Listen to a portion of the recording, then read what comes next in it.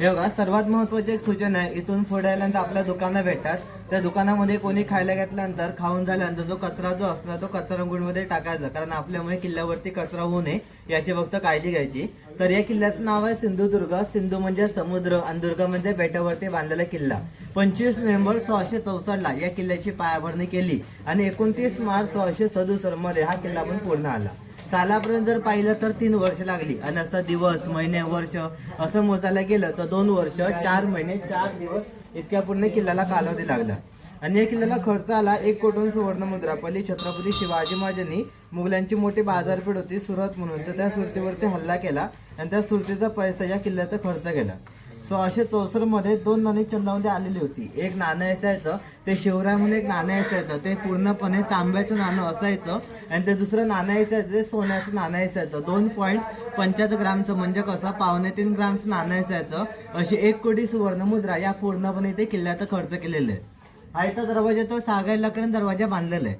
कधी पण शत्रूंचा बांधव तोफेचा हल्ला जर केला तर तोफेचा गोळा सरळ येऊन दरवाजावरती बसू नये, पण दरवाजा समोर एक दगडी बुरुजाचं बांधकाम केलेलं आहे. आणि जर शत्रूंचा हत्तीचा वापर केला, हत्ती कसा धावत येऊन सरळ दरवाजा तोडू शकतो, पण बाहेरून आतमध्ये येताना असा टर्न असं कसं हत्ती धावण्याची गती कमी होते, म्हणून हत्तीची धावण्याची गती कमी करण्यासाठी बाहेरून आतमध्ये येताना असं गोल असं बुरुजाचं बांधकाम केलेलं आहे. आणि जर शत्रूंचा जवळ म्हणजे इथे समोर जर उभा राहून जर दरवाजा तोडण्याचा प्रयत्न केला तर त्यांच्या अंगावरती गरम पाणी किंवा गरम तेल ओतण्यासाठी या दरवाज्यावरती 3 झरोक्या ठेवल्या, त्यातून गरम पाणी किंवा गरम तेल ओतून खाली शत्रूंना भाजून मारलं जायचं.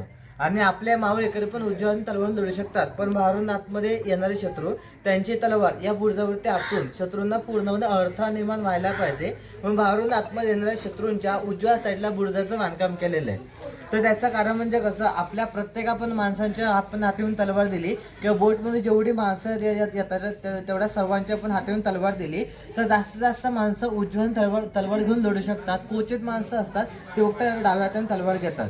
तर त्यांच्या उजव्या साईडला असा गोल बुरुज असल्यामुळे शत्रूंची पूर्णपणे तलवार बुरुजावरती आपटली जाते, म्हणून बाहेरून आतमध्ये येणाऱ्या शत्रूंच्या उजव्या साईडला बुरुजाचं बांधकाम केलेलं आहे. आता कसं समोरून आतमध्ये येणाऱ्या शत्रूंच्या उजव्या साईडला बुरुज, तर आपला जो इथून जर आपला मावळा बाहेर जाणार तर आपल्या मावळ्यांच्या डाव्या साईडला बुरुज आहे आणि उजव्या साईडला आहे तर मोकळा पॅसेज आहे, म्हणजे आपला मावळा कसं सहजपणे तलवार फिरू शकतो. इथून बाहेर जाताना उजव्या साईडला मोकळा पॅसेज ठेवलेला आहे. आणि इथं वरती भिंत दिसतं माहिती, इथं नगारखान्याची इमारत आहे. नगारखान्याची इमारत म्हणजे बांधे शत्रू आले किंवा राजे आले तर इथं नगारा बाजून इथल्या पूर्णपणे किल्ल्यातल्या मावळ्यांना सावध केलं जाते. आणि या पूर्णपणे तडबिंदीचं बांधकाम जर पाहिलं तर हा किल्ला बांधायच्या आधी इथं पूर्णपणे इथं 48 एकरचं पूर्णपणे कुरटे नावाचं खडकाडबीड होतं. इथलं 48 एकरचा पूर्णपणे खडक फोडून ही पूर्णपणे 3.5 किलोमीटरची तडबिंद बांधलेली आहे. 30 ते 35 फूट पूर्णपणे तडबिंद उंच आणि 8 ते 10 फूट पूर्णपणे तडबिंदी जाडी आहे. आणि आपण जर तळुंदरे हे जे झरोके आहेत ते झरोके ठेवण्याचं कारण जर शत्रू कधी दरवाजा तोडता नाही जर आला, जर त्याने जर कधी वरती चढण्याचा प्रयत्न केला म्हणजे नांगर टाकून किंवा दोरखंड वरती फेकून जर वरती चढण्याचा प्रयत्न केला तर त्यांच्या अंगावरती भाले किंवा तीर फेकून मारण्यासाठी किंवा जर साईड आपल्या या तडवींच्या गॅपीमध्ये जर हात घालून वरती चढण्याचा प्रयत्न केला तर त्यांच्या अंगावरती भाले किंवा तीर फेकून मारण्यासाठी हे पूर्णपणे अशा प्रकारचे पूर्णपणे 3.5 किलोमीटरच्या तळुंदेला हे असं झरोके ठेवलेलं आहे. आणि आपण जर पाहिलं तर आपण कसं आता 2 दगडाच्या मध्ये सिमेंट आणि वाळू भरतात. हे जे मटेरियल आहे ते पहिलं जुन्या काळचं मटेरियल आहे. ते म्हणजे सिसळ, चुना, गूळ, वाळू, भेंडीचा रस, उडीद डाळ, बेलाचं फळ आणि कात असं पूर्णपणे 8 पदार्थाचं मिश्रण करून या पूर्णपणे 2 दगडाच्या मध्ये मटेरियल भरलेलं आहे. आणि या पूर्णपणे दरवाजा आपण जे साईडचं बांधकाम जर पाहिलं तर फक्त 5 दगडामध्ये दरवाजाचं बांधकाम इथे केलेलं आहे. हे साईडचे अखंड 2 दगड आहेत आणि वरती आणि खाली अखंड 2 दगड आणि नक्षे 2 धरून असं पूर्णपणे 5 दगडामध्ये दरवाजाचं बांधकाम इथे केलेलं आहे.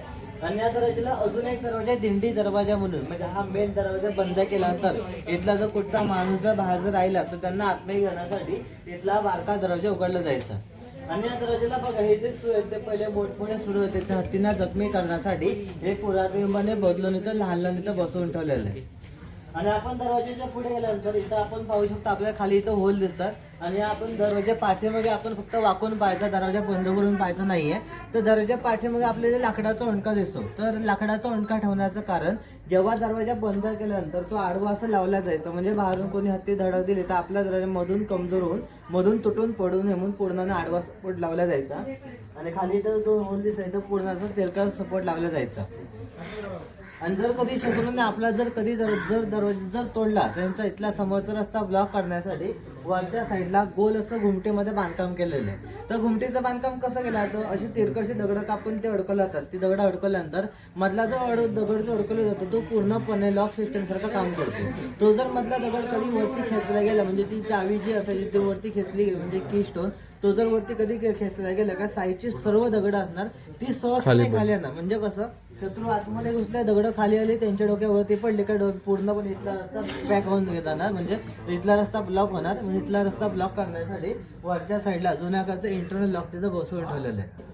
आणि इथं पूर्ण आतमधलं बांधकाम जर पाहिलात आणि हे इथलं बांधकाम जर पाहिलं तर दगडामध्ये खूप साम्य आहे. कारण तो जांभा दगड म्हणजे कोकणातला प्रसिद्ध खडक असा म्हटला तो जांभा दगड. कोकणातली जास्तीत जास्त जी गरज असतात ती याच दगडाने बांधली असतात तर त्याला चिरा पण म्हटला जातो. तर या जांभा दगडामध्ये बांधकाम करण्याचं कारण जांभा दगड काय करतो, जेवढा पाऊस पडतो तेवढा पूर्णपणे पाणी आतमध्ये खेचून घेतो. जेवढं पाणी आतमध्ये खेचतो तेवढं पूर्णपणे पाणी आतमध्ये साठवून ठेवतो आणि इथलं आतमधलं वातावरण थंड करतो. म्हणून पूर्णपणे आपल्याला इथं वरती जांभा दगडाचं बांधकाम आपल्याला इथं वरती पाहायला भेटतं. चला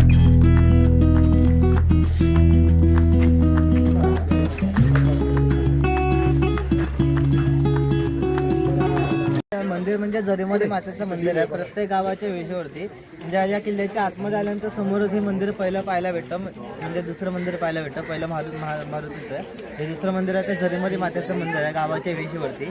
तर झरीमरी मातेचं मंदिर का स्थापन केलं जातं तर झरीमरी मातेचं नावाचं जर फोड जर केली तर जर म्हणजे आजार आणि मरी म्हणजे आजारावरती मात करणारी देवी म्हणून झरीमरी देवीची स्थापना तुकाराम वेस बाहेरकर या किल्ल्यावरती मराठी सरदार होते 1813 मध्ये. तर त्यांनी इथं मंदिर स्थापन केलेलं आहे. आदिमत सुरू असल्यामुळे आत्महत्या तृशामध्ये बांगड्या ठेवल्यात आणि देवीच्या पादुका आहेत. बाजूला देवीच्या पादुका आणि छोटी शिवलिंग आहे. आणि त्या मंदिराच्या वरती तिथे पहिला जुन्या काळचा शिलालेख तिथं लिहून ठेवलाय. शिलालेख आपण कसं लिहितो, पहिले जुन्या काळची प्राकृत मराठी सलग लिपीमध्ये लिहिली जायची. आपण कसं तुकाराम लिहितो, पुढे पेज सोडतो, परत पुढे लिहितो आणि परत पुढे पेज सोडतो. तर पहिली जुन्या काळची प्राकृत मराठी ती सलग लिपीमध्ये लिहिली जायची. तर हे देऊळ तुकाराम वेस बाहेरकर शक्यशी क्षत्रिय यांनी बांधले सन 1813 अशा 2 नोव्हेंबरमध्ये पहिली जुन्या काळची प्राकृत मराठी तिथं वरती लिहून ठेवलेली आहे.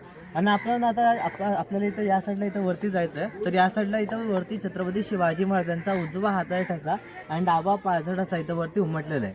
तर या किल्ल्याचे इंजिनियर म्हणजे वास्तुशिल्पकार हिरोजी इंदुरकर ज्यांनी रायगडचं बांधकाम केलं त्यांनी या किल्ल्याचं बांधकाम केलं होतं. तर हा किल्ला बांधायच्या आधी त्यांच्या हाताखाली तर 8,000 मजूर होते. 3,000 मजूर दिवस रात्र बांधकाम करत होते आणि 5,000 मजुरांचा धाकटा पारा पूर्णपणे समुद्र किनारपट्टीवरती पसरलेला होता. आणि हा किल्ला बांधताना छत्रपती शिवाजी महाराजांना आग्र्याच्या कैदेमध्ये कैद होती. जेव्हा आग्र्याच्या कैदेमध्ये कैद झाल्यानंतर इथलं पूर्णपणे बांधकाम इथलं थांबलं होतं. तर त्यांची माता जिजामाता त्यानंतर पत्र पाठवलं होतं, आपले राजे काय करून तिथून सुटून येणार म्हणून तुम्ही किल्ल्याचं बांधकाम थांबू नका, तुम्ही किल्ल्याचं बांधकाम सुरू ठेवा. जेव्हा छत्रपती शिवाजी महाराज जेव्हा आग्र्याचे कैदून ते सुटून ते निघून आले, ते त्यांनी पूर्ण किल्ला पाहिला आणि प्रत्येक मावळ्यांना त्यांनी सोनं, नाणी, जागा, जमीन, बक्षीस सर्वांना वाटून दिलं. ते सर्वांनी घेतलं आणि ते शेवटला होते हिरोजी इंदोरकर. त्यांनी छत्रपती शिवाजी महाराजांकडून सोनं, नाणी, त्यांनी बक्षीस काहीच घेतलं नाही. त्यांनी फक्त छत्रपती शिवाजी महाराजांकडून उजवा हाताचा ठसा आणि डावा पायाचा ठसा फक्त त्यांनी मागून घेतला. तर छत्रपती शिवाजी महाराजांकडून उजवा हाताचा ठसा आणि डावा पायाचा ठसा मागण्याचं कारण, तर त्याने कारण काय सांगितलं, आपण जेव्हा नवीन वास्तू बांधतो म्हणजे आपण जे नवीन घर बांधतो तर आपण घरावरती हाताळे ठसे उमटतो. तसंच आपण स्वराज्य निर्माण करण्यासाठी, स्वराज्य घडवण्यासाठी तुम्ही घरावरती चढताना डावा पाय वापरला, पण मला डावा पायाचा ठसा मला उमटून द्या. आणि तुम्ही मराठी माणसासाठी तुम्ही उजव्या तलवार घेतली, मग उजवा हाताळे ठसा मला उमटून द्या. तर छत्रपती शिवाजी महाराजांचा पायाचा ठसा खूप लहान काय, कारण कसं छत्रपती शिवाजी महाराजांची उंची 5 फूट 4 इंच उंची होती, म्हणून त्यांचा पायाचा ठसा खूप लहान आहे आणि हाताचा ठसा खूप मोठा आहे. कारण कसं छत्रपती शिवाजी महाराज अजानभाऊ होते म्हणून त्यांचा हाताचा ठसा खूप मोठा आहे. अजानभाऊ म्हणजे कसं, आपण उभं राहिल्यावरती आपला हात गुडघ्याच्या खाली जात नाही, आपण असं वाकल्यानंतर आपला हात गुडघ्याच्या खाली होतो. तर त्यांचा उभा राहिल्यानंतर न वागता गुडघ्याच्या खाली हात जायचा म्हणून त्यांचा हाताचा ठसा खूप मोठा आहे. आणि ते ठसे कशावरती उमटून घेतले, चुन्यामध्ये उमटला. चुना म्हणजे आपण खातो तो चुना नाही, दगडी चुना असायचा तो लाईमस्टोन, त्याच्यावरती हाताचा आणि पायाचा ठसा उमटून घेतलेला आहे. इथून सरळ जायचं आहे, वरती चढायचं आहे. वरती घुमटी दिसतं ना, त्याच्यामध्ये उजवा हाताचा ठसा, त्याच्या खाली तशा प्रकारे खाली एक घुमटी आहे, त्याच्यामध्ये छत्रपती शिवाजी महाराजांचा डावा पायाचा ठसा वरती उमटलेला आहे. ते बघायचं. इथून या साईडनं असं चालत जायचं, इथे नगारखान्याची इमारत पाहायची आणि या इथल्या पायऱ्यानं खाली उतरायचं, मग इथून पुढे जायचं.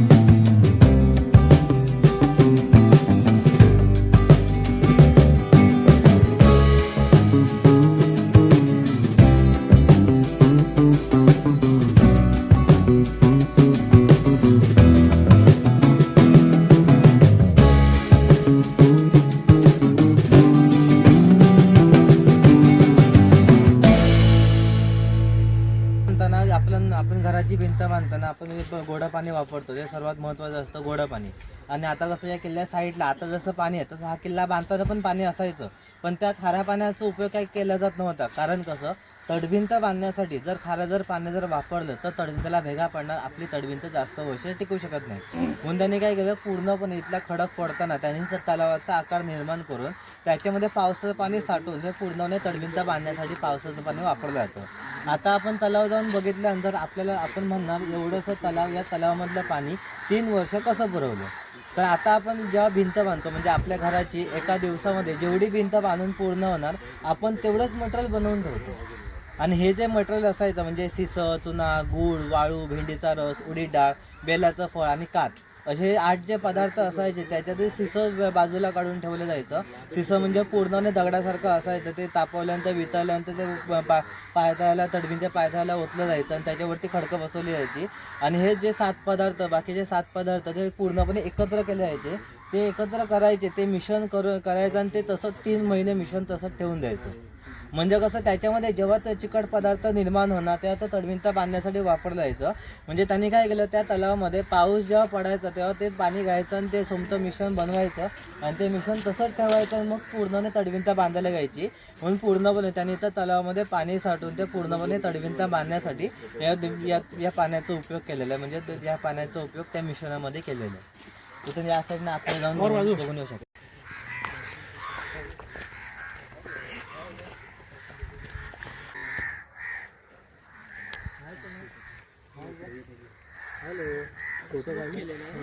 म्हणजे पाणी काढायला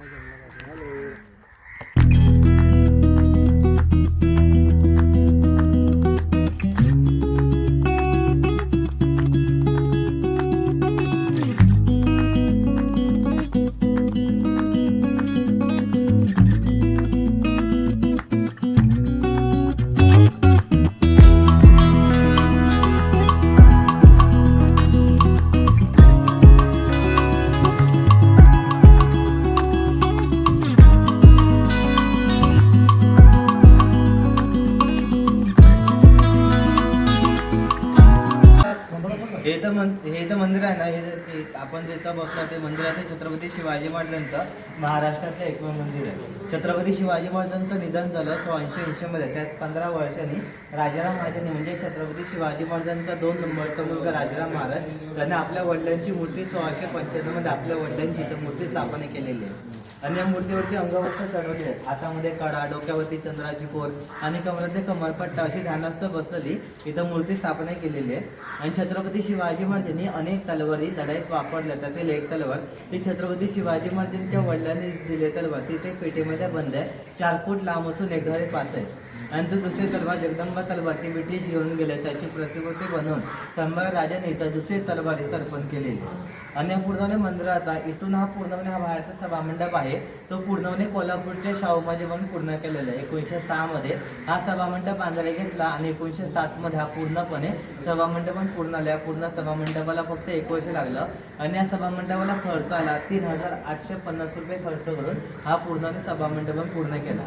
या मंदिराच्या दोन्ही साईडला 2 तोफा आहेत. आत्मे रामदास स्वामींच्या पादुका, बाजूला मोनीनाथांची मूर्ती आणि या मंदिराच्या बाजूला इथं नगारखान्याची इमारत आहे. दर संध्याकाळी म्हणजे दररोज संध्याकाळी 7 वाजता नगारापासून इथं नौबत केला जाते म्हणजे महादेवांना मुद्रा केला जातो. आणि दर सोमवारी म्हणजे अजूनही दर सोमवारी रात्री 9 वाजता छत्रपती शिवाजी महाराजांची पालखी या मंदिराभोवती 3 फेऱ्यावरून फिरवली जाते.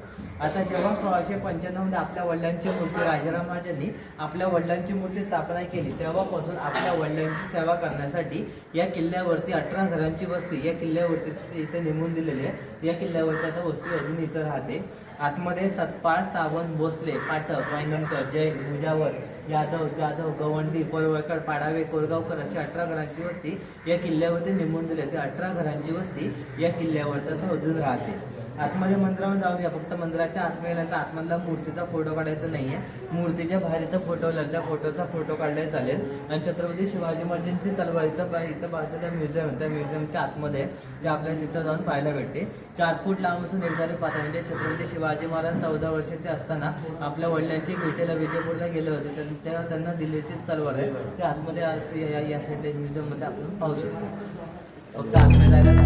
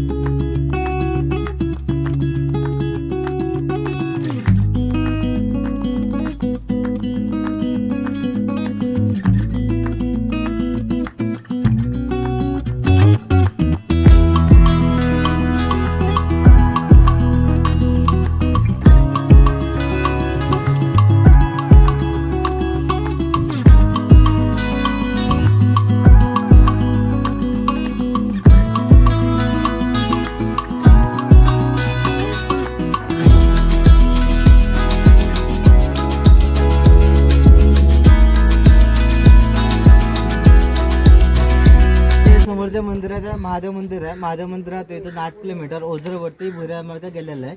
इंग्रजांना कळू नये म्हणते शंकराची पिंड आणि त्याचं नंदी स्थापना केलेली आहे. ओझरवरती ब्रह्मानंद स्वामींचं मठ आहे. तिथं वाघाची गुफा प्रसिद्ध असल्यामुळे तिथे ब्रिटिश गेले नाहीत. मग ब्रिटिश इथं आले. मग त्यांना कळलं या महादेव मंदिरातून जो भुऱ्या मार्ग गेला तो पूर्णपणे भुऱ्या मार्ग 1765 पूर्णपणे भुऱ्या मार्ग बंद होऊन टाकला.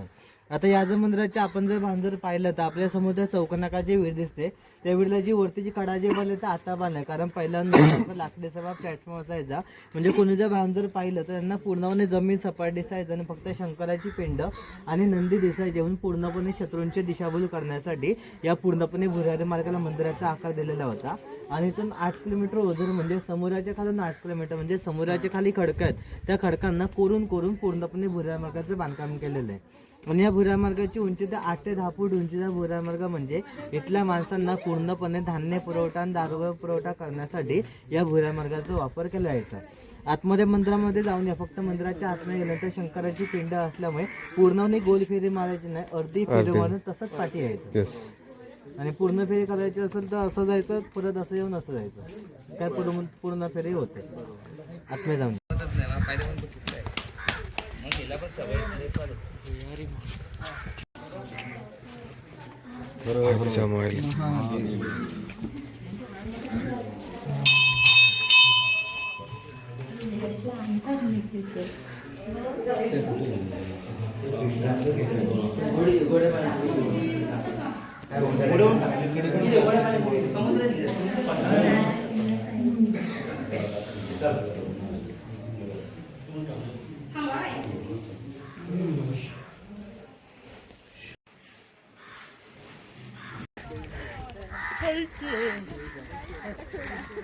हा किल्ला बांधायच्या आधी आपल्याला बघा तिथं समोर इथं खडकं दिसतात ना, असं पूर्णपणे 48 एकरचा पूर्णपणे कुरटे नावाचा खडका आडबीड होतं.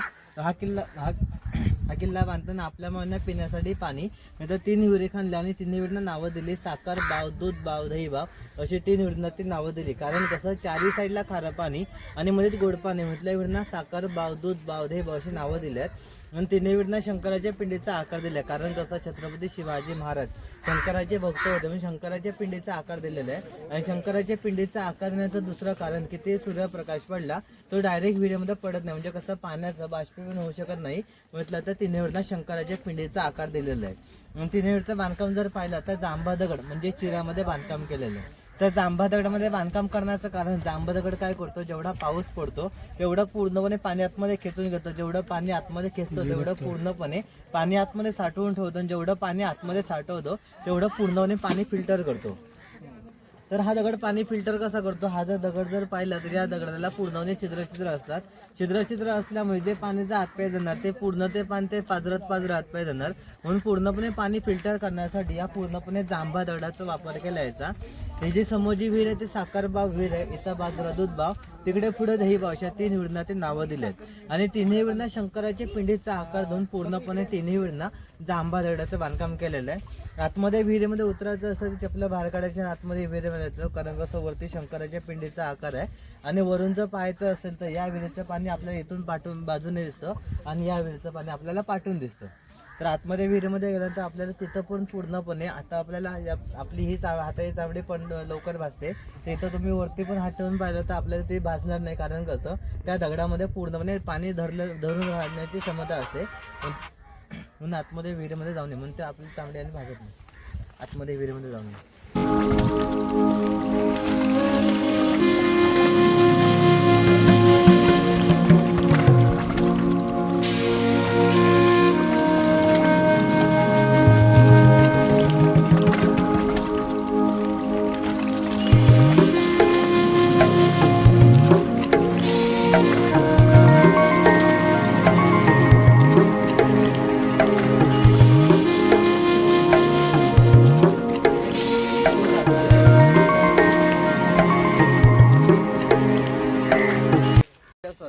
तर या राजवाड्यामध्ये फक्त ताराणी आणि राजवाड्यामध्ये तो वास्तव केलेलं होतं. ताराणी आणि राजाराम महाराज इथून निघून गेले तिथे ब्रिटिशांनी हा पुन्हा राजवाडा सभामंडप तोडून टाकला. फक्त राजवाड्यामध्ये या साईडला इथं वरती गोड कमाई नक्की आहे. इथं वरती बोलीची कमेला चणा पूर्णपणे ह्याच्या सोंडाचा आकार. तर या नक्षीने समजतं पहिला किती सुंदर सुंदर राजवाडा असेल तो. आणि याचं बांधकाम जर पाहिलं तर हा जांभा दगड, काडकोट दगड आणि या पूर्णपणे विटा कौलं वापरलं पहिली जुन्या काळची. आता आणि या दोन दगडाच्या मध्ये आपण जे सिमेंट आणि वाळू भरतो तर पहिलं जुन्या काळचं मटेरियल म्हणजे सिसळ, चुना, गूळ, वाळू, भेंडीचा रस, उडीद डाळ, बेलाचं फळ आणि कात असं पूर्णपणे 8 पदार्थांचं मिश्रण करून या पूर्णपणे दोन दगडाच्या मध्ये मटेरियल भरलेलं आहे. चुन्याचं आणि जांभा दगडाचं बांधकाम करण्याचं कारण आणि चुन्याचं तडबिंतला पण बांधकाम करण्याचं कारण, चुना काय करतो जेवढं पावसाचं पाणी असतं ते आतमध्ये खेचून घेतो आणि परत ते बाहेर सोडून देतो. म्हणजे कसं हे पूर्ण मटेरियल आहे ते नवीन जुनं मटेरियल नवीन करून परत ते सुकवण्याचं काम हा चुना करतो. म्हणून पूर्णपणे इथं पूर्णपणे चुन्यामध्ये आम्ही बांधकाम केलेलं आहे. आणि जांभा दगड पाणी आतमध्ये धरून राहतो. तडबिंतला जांभा दगड वापरला नाही कारण कसं साईडचं समुद्राचं पाणी आतमध्ये येणार. चला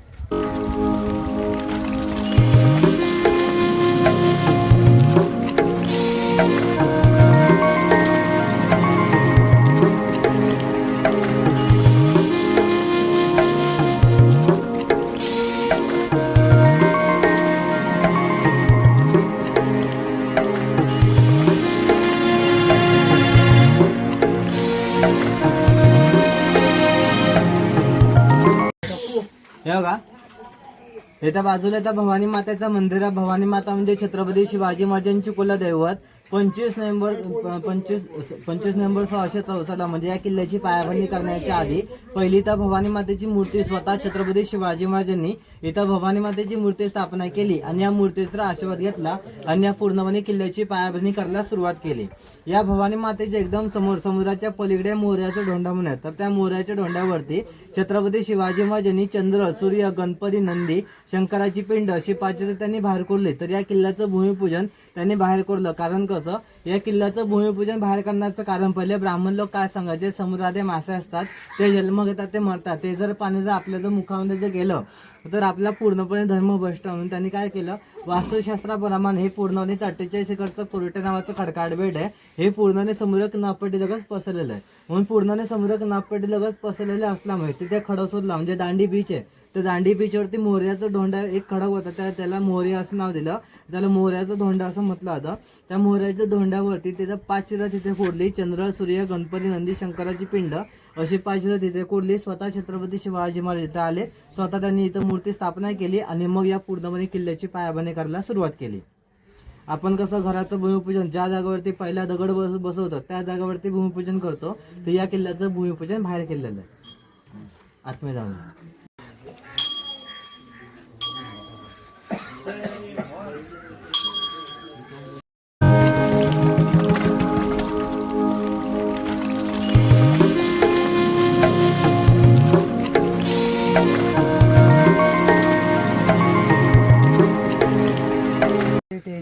टेहनीवर बांधायच्या आधी इथं एक काम केलं जायचं. म्हणजे इथं पूर्णपणे चुना फुगवून ठेवला जायचा.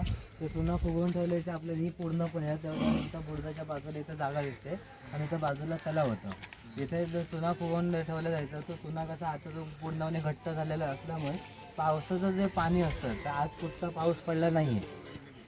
4-5 दिवस कुठचा पाऊस पडला नाही. पावसाचं जे पाणी असतं ते खेचून घेऊन राहतो आणि तेच पावसाचं पाणी आता हे बाहेर सोडतं. म्हणून आपल्याला पूर्णपणे या बुडजाच्या साईडला तर पाणी दिसणार. ज्या जागेवरती चुना आहे त्या जागेवरती आपल्याला पाणी बाहेर येताना दिसणार. ओके, चला बरं. आणि हे मार्च महिन्यात चालू आहे.